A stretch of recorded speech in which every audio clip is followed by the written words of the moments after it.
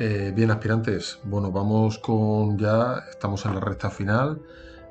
Vamos a ver el Estatuto de Roma, Corte Penal Internacional o Tribunal Penal Internacional.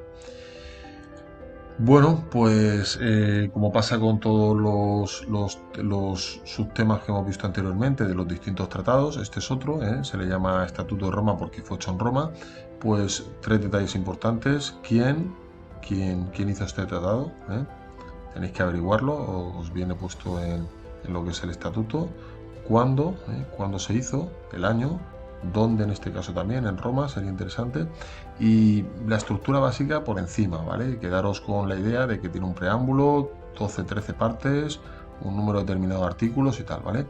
No es importante en este caso tanto la estructura, ¿vale? Pero sí quién hizo el tratado y cuándo se hizo. Bien, mirar, dentro de lo que es el tratado es muy amplio, bastante amplio. Sobre todo quedaros con lo que vamos a hablar y que hemos marcado incluso en la guía de estudio. Habla de distintas tipologías delictivas. Nos habla del crimen de genocidio, de lesa humanidad, crímenes de guerra y crimen de agresión. Estos cuatro tipos tenéis que saber diferenciarlos, o sea, definírmelos. Decirme, yo os pregunto, o cuando veáis los test, porque va a ser el examen tipo test, os pondremos una definición y tendréis que decirme, oiga, este señor está hablándome de crímenes de lesa humanidad, o crimen de guerra, o crimen de genocidio. Esto es lo que tenéis que saber determinar, ¿vale?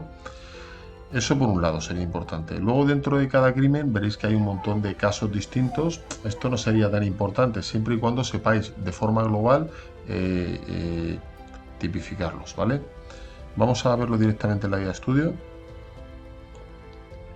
Bien, bueno, aquí lo tenemos. Estatuto de Roma, hecho en Roma el 17 de julio del año 98. Hemos cogido el boletín oficial del Estado consolidado, o sea que tiene todas las rectificaciones metidas dentro del texto. Bien, lo primero que hace el estatuto, bueno, lo que es el documento que os hemos dado, es nos hace referencia a una declaración que hizo el Estado español a efectos del estatuto, que el propio estatuto dice que tiene que hacer, y dice que en relación con el párrafo 1 del artículo 87 del estatuto, el Reino de España declara que, sin perjuicio de las competencias del Ministro de Asuntos Exteriores, el Ministro de Justicia será la autoridad competente para tramitar las solicitudes de cooperación que formule la Corte y aquellas que se dirigen a la Corte. O sea, el artículo 87.1 dice que cada Estado debe decir a quién se debe de dirigir dentro de su estructura nacional la Corte Internacional, en caso de que haya que pedir algo o alguna cosa, ¿vale? Y luego habla también, el apartado 2 que dice del artículo 87, dice que se debe decir el idioma en el que se debe dirigir. Y dice esta declaración que hace España, que todos los documentos que se manden a España deberán ir acompañados o ser redactados en español o acompañados de una traducción, ¿vale? Ya cuando lleguéis al artículo 87 lo veréis. Todo papel que mande la Corte a España pues debe ir en español, ¿vale?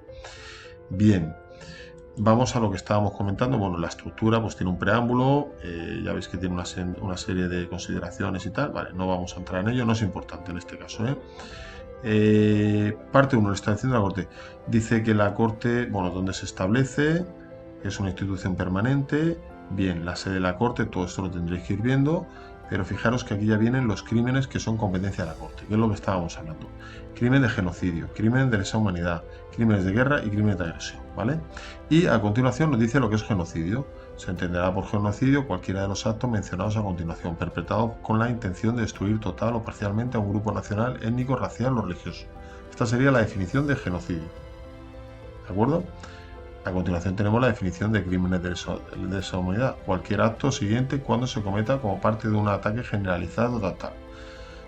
Tenemos que saber todas las opciones que hay, o sea, cuando sea asesinato y se cometa como parte de un ataque generalizado, o cuando sea exterminio y se cometa como parte de un ataque generalizado o sistemático, cuando sea esclavitud y tal. Bueno, pues todas estas opciones no hace falta que las sepáis exactamente, sino sobre todo la parte de arriba, lo que os hemos marcado, ¿vale? No quiere decir que no tengáis que mirar el resto. Así sucesivamente, hay 4 tipos de crímenes: crímenes de guerra y crímenes de agresión, ¿vale? Esto sería un poco la idea, crímenes de agresión, ¿vale? Aquí tenéis los crímenes de agresión, ¿vale? Pues lo veis, lo trabajáis y tal. Por otro lado, la ley nos hace una serie, nos define ciertos términos jurídicos que se utilizan. o que tienen un sentido, pueden llegar a tener un sentido jurídico, ¿no? Nos habla de lo que es el exterminio, esclavitud, tortura, pues todas estas definiciones también tenéis que saberlas, ¿eh? Más que saberlas, lo que tenéis que saber es que si yo os digo que es, por ejemplo,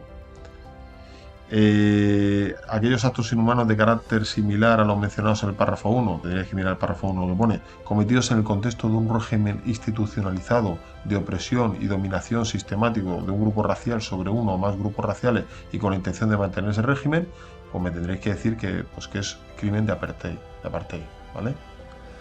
Esto sería un poco lo que os hace falta. Bien, vamos a seguir con las diapositivas. Por lo tanto, importante, tipologías delictivas, estas 4, y saber definirlas. Conceptos y definiciones de algunos delitos o de algunas situaciones, ¿no? Exterminio, deportación, persecución, crimen de apartheid, desaparición forzada. Bien. Esto sería un poco lo importante. Bien. Por otro lado, a continuación iremos viendo en la guía estudio que nos va a hablar de qué derecho se aplica a la Corte, va a aplicar la Corte, ¿no? ¿Y qué va a aplicar? Pues lo primero que va a aplicar es el estatuto, las normas que establezca el propio estatuto. Por otro lado, nos va a hablar de los elementos de los crímenes, ¿eh? Pues tendremos que saber qué son esos elementos de los crímenes, cómo se aprueban y tal. Y las reglas de procedimiento y prueba, ¿eh?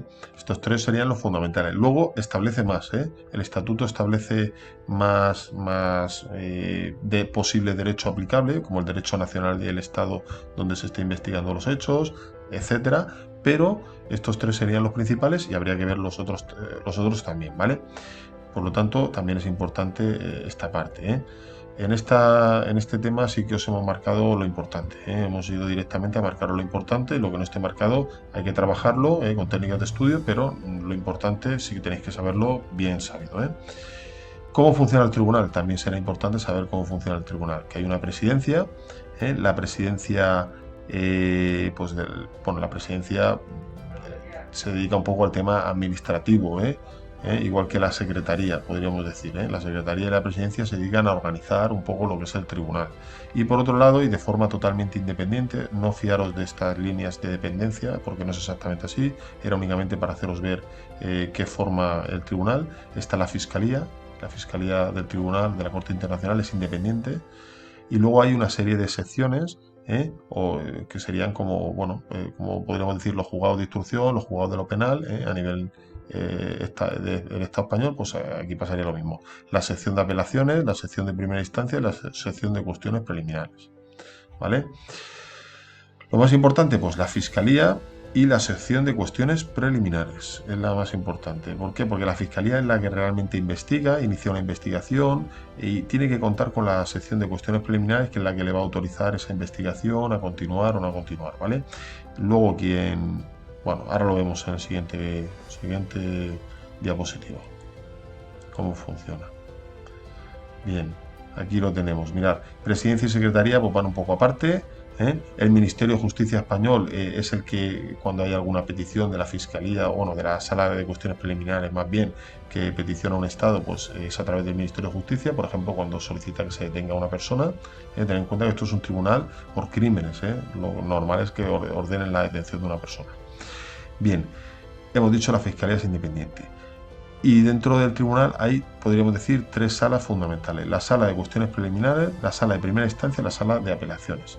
A grosso modo, sala de cuestiones preliminares es aquella que se dedica a investigar, ¿no? El fiscal es el que investiga. La sala de cuestiones preliminares es la que se encarga de autorizar esas investigaciones en un momento determinado. El fiscal considera que hay fundamento para investigar una situación que pudiese ser un delito de genocidio, solicita a la sala de cuestiones preliminares esa investigación. Por lo tanto, la sala de cuestiones preliminares sería como un juzgado de instrucción. No juzga. En España los juzgados de instrucción normalmente no juzgan. Son los juzgados de lo penal. Que resulta que comienza la investigación y hay pruebas y tal, pues se abre un juicio en la sala de primera instancia, ¿vale? La sala de primera instancia es la encargada de juzgar. Y finalmente hay una sentencia que podrá ser apelada ante la sala de apelaciones, ¿vale? Esto sería un poco el mecanismo. Fiscal es el que tiene un poco la dirección de la investigación, la que solicita que se detenga una persona, procede con las declaraciones iniciales, a ver qué es lo que está pasando, va al sitio a comprobar si hay pruebas, ¿vale? La sala de cuestiones preliminares simplemente es el que va dando autorizaciones al fiscal sobre si puede hacer una cosa u otra, y la sala de primera instancia es la que juzga, y la sala de apelaciones será la que finalmente pues lleguen los recursos. Bueno, esto sería un poco, a grosso modo, lo que vais a estudiar. Vamos a seguir en el siguiente tutorial y veremos por lo que acabamos de comentar, ¿vale?